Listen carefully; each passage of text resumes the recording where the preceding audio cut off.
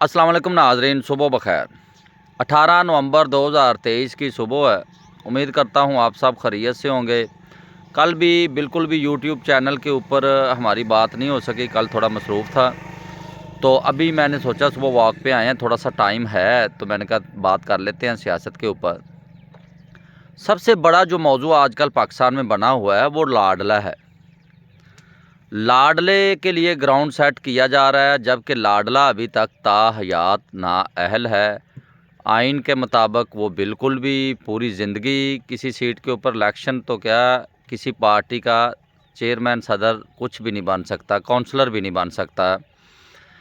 और एक और है जो नायब लाडला है। एक कप्तान होता है, एक नायब कप्तान, एक लाडला है, एक नायब लाडला है, जहांगीर तरीन जिसको कहते हैं लोग, वो भी ताहयात नाअहल है। और आइन और सुप्रीम कोर्ट का फ़ैसला है ये कोई छोटी अदालत का या किसी का फ़ैसला नहीं है, सुप्रीम कोर्ट का फ़ैसला है कि ये दोनों ताहयात नाअहल हैं। लेकिन कुछ लोग बज़िद हैं कि हमने ये फ़ैसला कर लिया है कि इनको नाअहल हों, करप्शन में डूबे हुए हों, बाहर के ममालिक में जायदादें हों, पाक फ़ौज जैसे अदारे को खलाई मखलूक कहते रहे हों, जो भी ये करते रहे हैं, लेकिन हमने इनको पाक साफ़ कर दिया है तो लिहाजा अब यही अगला वज़ीर आज़म होगा।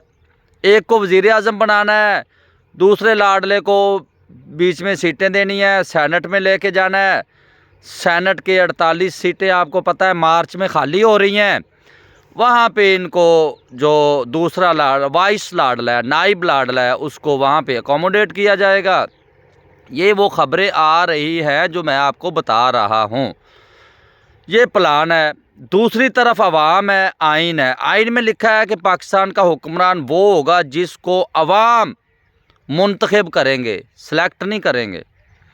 ये नहीं हो सकता कि लाडला जिसको लाडला बना दिया जाए और दिन रात उसकी तारीफ़ों के पुल मीडिया के ऊपर। ये चाहते हैं कि मीडिया के ज़रिए अवाम की ज़हन साजी की जाए, जबकि वो बात अब ख़त्म हो गई है। जैसे कि मैं आपको बताता हूँ कि गांव देहात में सबसे ज़्यादा लोग जो थे उनको समझा जाता था कि वो लाडले को सपोर्ट करते हैं, लाडले को पार्टी है, लाडले को वोट देते हैं।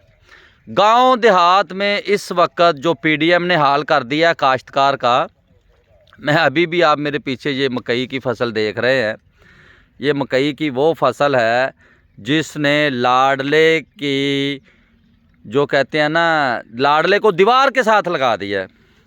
परसेप्शन क्या है आवाम की कि जब ये लाडले पिछले 40 साल से ये लाडला ख़ानदान पाकिस्तान में कहीं ना कहीं से हुकूमत करता है, तो जब भी ये आते हैं काश्तकार को ठोक के चले जाते हैं। काश्तकार तो बढ़ गया बेचारा, यकीन करें वो मिसाल जो बढ़ गया वाली है वो काश्तकार के ऊपर ऐसे फिट आ रही है आप सोच नहीं सकते। मेरी 2-3 दिन पहले एक दोस्त से मुलाकात हुई। वो कहता है कि मैं जब इनकी 2017-18 में हुकूमत थी तो मैंने उस वक्त ज़मीन ठेके पे ली और वहाँ पे ना मूंजी काश्त की, चावल, और उसमें से मुझे इतनों ने इतना रेट कम दिया, इतना नुकसान हुआ कि मैंने वीज़ा लगवाया और बाहर चला गया बहरीन में। वहाँ पे मैं 1.5-2 साल जॉब की। फिर मुझे घर वालों ने बताया कि इमरान खान की हुकूमत आ गई है, बड़ी पीक है, ये वो। मैं ना तकरीबन कोई इमरान खान 2020 में वापस आ गया। कहता मैंने आके इधर दोबारा फिर ज़मीन ठेके पे ली और मैंने जब वो काश्त शुरू की, मैं छुट्टी पे आया वहाँ से, मैं वापस ही नहीं गया बहरीन से, और आके काश्त करी। इतना कहता प्रॉफिट हमें हुआ, इतना हुआ कि मैंने कहा यार ये तो बड़ी बात है। काश्तकारी के से बड़ा तो कोई बिज़नेस ही नहीं है, इससे बड़ी तो कोई सरमायाकारी नहीं है। अब कहता है फिर जब से पीडीएम आई है हम बढ़ गए।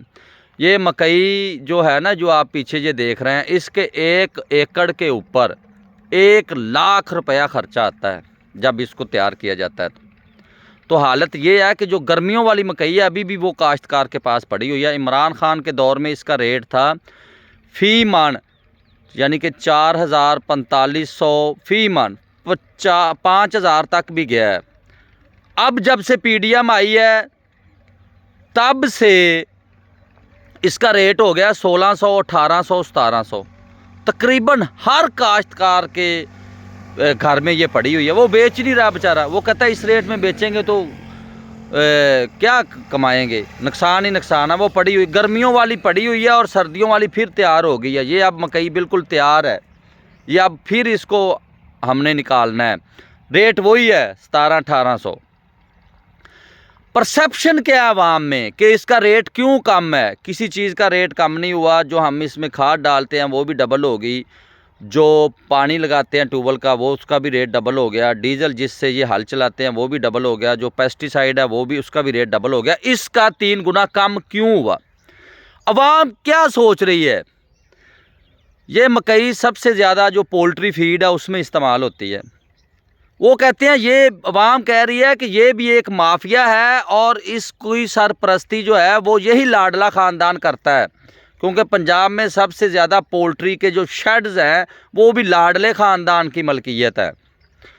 इन्होंने कहा जब से पीडीएम आई है, इन्होंने कहा कि हमने तो 1600-1700 रुपये में मानी ख़रीदनी है, जो मर्ज़ी कर लो आप। अवाम की मकई रुल रही है, अवाम ये जो काश्तकार है वो परेशान है।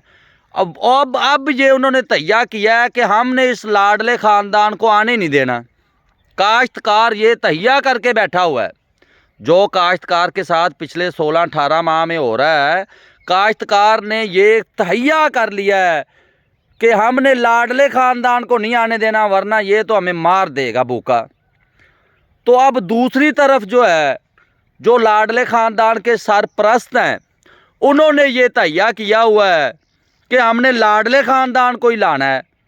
तो अब ये इलेक्शन पे एक बड़ा ना एक यूनिक सा इस दफ़ा मुकाबला है, यानी कि जो पाकिस्तान की आवाम है उनका और जो पाकिस्तान जो लाडला ख़ानदान है या उसके सरपरस्त है उनका आपस में एक बड़ा ही टफ मुकाबला होने जा रहा है 8 फरवरी को। अगर इलेक्शन हुए तो उसमें एक बड़ा ही यूनिक मुकाबला आपको देखने के मिलेगा। पहली दफ़ा ऐसा हुआ है कि अवाम ने तैयार कर लिया है कि जो लाडले ख़ानदान है या उसका सरपरस्त है, हमने उनको इस बार हुकूमत में आने नहीं देना।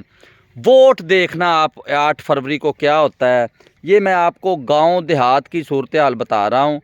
मेरा क्योंकि ज़्यादातर गांव देहात में ही मैं रहता हूँ, उधर ही आना जाना है। रोज़ मैं कोई 8-10 काश्तकारों से ये व्यूज़ ज़रूर लेता हूँ कि यार ये जो मकई का रेट है ये क्यों कम है, चावल का रेट क्यों कम है, ये पेस्टिसाइड, ज़री अद्वियात, डीएपी खाद फिर ब्लैक में मिल रही है। 12,000 11,000 वाली 15,000 तक मिल रही है, वो भी सिफारिशों के साथ ब्लैक में। एहसान चढ़ाते हैं खाद डीलर कि यार आप को दे रहे हैं, वरना हम तो किसी को देते ही नहीं है इस रेट में। ये है लाडला ख़ानदान जो पिछले 45 साल से हमारे पंजाब के ऊपर ये जो हुक्मरानी करता रहा है। लाडले ख़ानदान के सही मानों में इस दफ़ा जो है वो अवाम ख़िलाफ़ हुई पड़ी है। आप निकल के देखें, किसी भी काश्तकार के घर चेक करें, वहाँ पे मकई पड़ी होगी गर्मियों वाली वो बेचारा अब क्या करे, वो तो औने पौने दामों में जा रही है। यानी कि एक चीज़ जो है वो 5,000 वाली, 5,000 रुपये मन वाली जो है वो 1,500 में ख़रीद रहे हैं ये। और ऊपर से इनको ये पता भी चल गया, अवाम ये अब बार बार कह रही है कि लाडले ख़ानदान का पोल्ट्री में होल्ड है। ये उधर से व्हाट्सएप पे रेट निकालते हैं कि मकई इतने में ख़रीदनी है, और पूरी जो पोल्ट्री इंडस्ट्री है जो इनकी फीड बनाती है वहाँ पे फीड ज़्यादा इस्तेमाल होती है, और इस वजह से ये जो है मकई इसका रेट कम है। और कम क्या है, बिल्कुल ऐसे ले रहे हैं जैसे कोई लेता ही नहीं है। लोग ये जो साइलेज बनाते हैं ना डेयरी फार्म वाले, उनको बेच रहे हैं खड़ी मकई अभी भी। यार ये ले जो जाके इसका ना साइलेज बना लो, हमें दे दो, हम तो चलो गंदम की काश्त करें ना इसको निकाल के। अगर इसका रेट अच्छा होता, जो इसका रेट बनता है इंटरनेशनल मार्केट में, तो लोगों ने अब तक इस मकई को ख़त्म करके वहाँ पे गंदम की काश्त कर देनी थी। उसका हुकूमत को और पाकिस्तान को डबल फ़ायदा होना था। एक तो काश्तकार खुशहाल हो जाता, एक ज़्यादा से ज़्यादा जगह के ऊपर गंदम काश्त हो जाती। दूसरी तरफ आप, मैं ये मेरे पीछे है, मैं आपको दिखा दूं, उधर है वो कमाद की फसल, गन्ना। वो भी शुगर मिल वाले वो जो है वो भी कहते हैं कि लाडला ख़ानदान का होल्ड है, इसलिए वो क्रशिंग ही शुरू नहीं कर रहे। यानी कि नवंबर ख़त्म हो रहा है, अभी तक क्रशिंग शुरू नहीं हुई। ज़िम्मेदार बेचारा गन्ना लेके बैठा हुआ है, अभी कब ये क्रशिंग शुरू करेंगे, मैं इनको गन्ना बेचूंगा। लेना इन्होंने फिर भी औने पौने दामों में है, मैं ये बेचूंगा और ये ज़मीन खाली करके इधर गंदम लगाऊंगा। ये हालात है। यानी कि जो बड़ी बड़ी चीज़ें इंडस्ट्रीज़ हैं, ये डेयरी, ये पोल्ट्री, ये स्टील और ये कटा वछा फार्म और ये लंदन में जायदादें, टेक्सटाइल मिल, जो भी प्रॉफिटेबल पाकिस्तान में जो भी फील्ड थी, सब के ऊपर लाडला ख़ानदान बैठा हुआ है। लाडले ख़ानदान ने हर जगह के ऊपर इन्वेस्टमेंट करके हर वो काम कर लिया है जिससे काश्तकार को निचोड़ा जा सकता है। ये एक बात अब काश्तकार को समझ आ गई है। काश्तकार इसलिए लाडले ख़ानदान का जो है वो उसके ख़िलाफ़ हुआ पड़ा है। और जो नायब लाडला है, वाइस लाडला है, जैसे कप्तान और नायब कप्तान होते हैं, उसको कहते हैं ये तो चीनी चोर है। पहले बल्कि लाडला ख़ानदान उसको चीनी चोर कहता था, अब साथ मिला लिया।